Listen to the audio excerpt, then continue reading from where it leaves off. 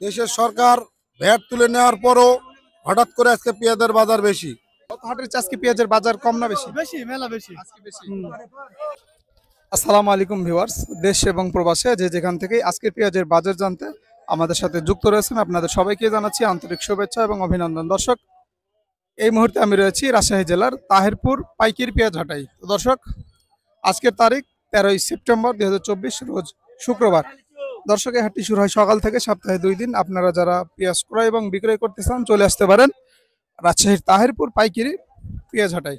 তো দর্শক, দেখতেই পাচ্ছেন এগুলো কিন্তু পেঁয়াজ প্রায় কেনা শেষের দিকে। তো আজকে কিন্তু অনেক পেঁয়াজ আমদানি হয়েছে বেশি এবং পেঁয়াজ ক্রয় করেছে ব্যবসায়ীরা অনেক বেশি। তো আমরা তাহিরপুর থেকে আজকের পেঁয়াজের বাজারটা জানবো।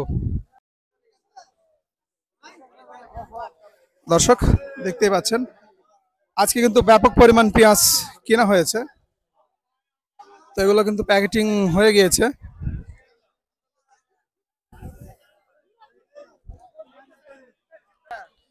দর্শক, তাহিরপুর হাট থেকে কিন্তু আজকের পেঁয়াজের বাজার আপনাদেরকে জানিয়ে দেবো। ভাই কিন্তু পেঁয়াজ কিন্তু কেনা হয়ে গিয়েছে। আরো পেঁয়াজ কিন্তু ভাই, কত মন পেঁয়াজ আছে আজকে আপনি কিনেছেন? ওই 39 হবে। গত হাটের চেয়ে আজকে পেঁয়াজের বাজার কম না বেশি? বেশি মেলা বেশি। আজকে বেশি। তো এই পেঁয়াজগুলো আপনি কোথায় নেবেন? কোথায় নিব? বেচবো নাকি? বেচবো দেলাবাড়ি হাটে, মান্দা থানা। তাহিরপুর থেকে আপনি কিনে মান্দা থানায় নিয়ে পেঁয়াজগুলো বিক্রি করবেন। তো ওখানে কি হাট নেই? ওখান থেকে এখানে আপনি আসেন কেন, বা কি কারণে এসেছেন? এখানে বেশি আমদানি, দেখে শুনে কিনা হয়, মাল ভালো পাওয়া যায়। রাজশাহী জেলার ভিতরে তো সবচেয়ে বড় হাট তাহিরপুর হাট, তাই নাকি? ভাই কিন্তু আসলে এই তাহিরপুর হাটে কেনাবেচা করতে ইচ্ছুক, তো সেই কারণে কিন্তু মান্দা থেকে এখানে আসছে।